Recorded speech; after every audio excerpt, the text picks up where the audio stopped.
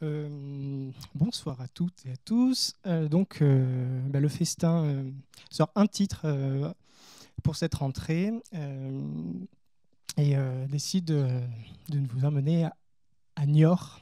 Et n'en déplaise à Michel Houellebecq et les quelques réserves esthétiques qu'il avait formulées à l'encontre de la ville, avec vraiment des plus beaux livres qui a été publié sur cette belle ville. Voilà.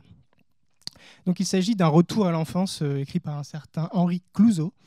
Alors Clouzot, c'est vraiment une dynastie d'acteurs culturels à Niort, une lignée de notables qui ont vraiment investi le champ littéraire par le biais de la librairie, de la bibliothèque, de l'imprimerie ou de la lithographie. Et Clouzot, ça fait aussi penser à Henri Georges, cinéaste, modeste cinéaste, qui a donc commis quelques chefs-d'œuvre du film noir au XXe siècle. Voilà, Le Diabolique, Le Salaire de la peur, ou L'Enfer, ce film inachevé et assez mythique. Donc Clouzot, vraiment, c'est un jeu de famille vraiment de personnalités très talentueuses. Et donc avant le cinéaste, il y a donc l'oncle, Henri, historien de l'art, conservateur de la bibliothèque Forney à Paris et conservateur du musée Galliera, qui, en 1927, au mi-temps de sa soixantaine, a décidé un petit peu de se pencher vraiment sur son enfance niortaise. Et donc, propose des réminiscences d'enfance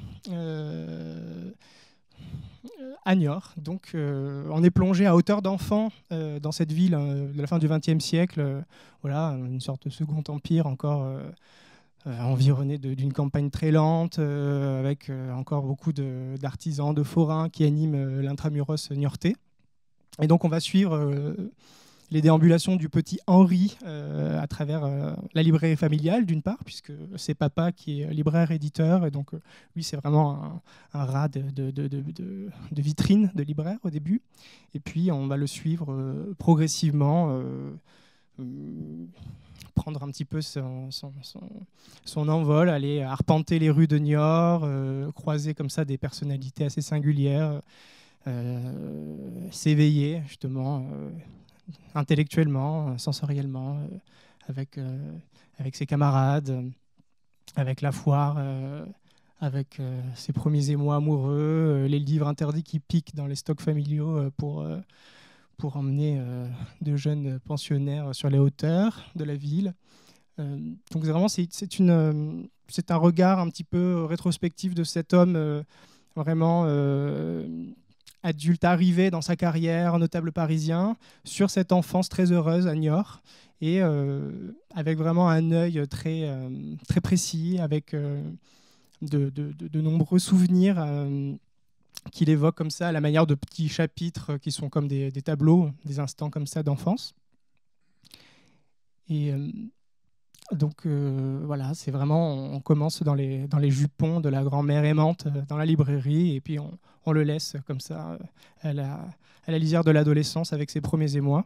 Donc c'est vraiment un Niort qui n'existe plus, qui est vraiment reconstruit comme ça par ces scènes. Et c'est ce qui fait toute la valeur de ce texte, vraiment, puisque ça dépeint ce monde vraiment qui appartient désormais au passé. C'est aussi un bel objet, puisque la première édition de Une ville, un enfant était vraiment une édition assez cossue, grand papier, un petit peu dans la tradition de ce que pouvait publier Artem Fayard, comme ça. Donc il y a eu vraiment un regain d'intérêt pour la bibliophilie, s'est beaucoup intéressée à ce texte, qui a vraiment été tiré de façon très confidentielle, et dont on a réintégré une vingtaine de bois gravés qui ponctuent le récit et qui permettent comme ça de resituer ce Niort à hauteur d'enfant. Le texte est présenté par Éric Surgé, qui est le